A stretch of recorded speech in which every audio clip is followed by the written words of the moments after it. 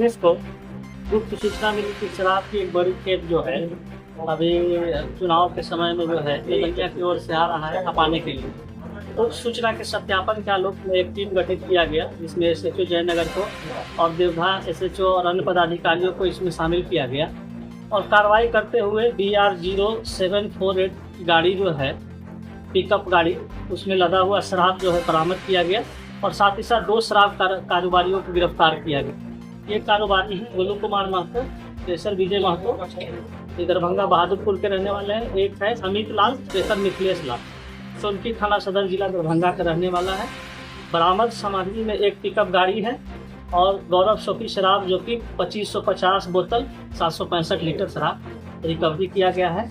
अन्य आपराधिक इतिहास और अन्य लोग जो इससे जुड़े हुए हैं उस पर लगातार कार्रवाई की जा रही है। देखते हैं क्या मिलता है, क्योंकि अभी आचार संहिता चुनाव का लगा हुआ है। इसमें जो भी सूचना वगैरह मिल रहा है शराब से NDPS से, उसमें लगातार जो है अभियान के तहत कार्रवाई की जा रही है। उसी के तहत ये बड़ी कामयाबी मिली।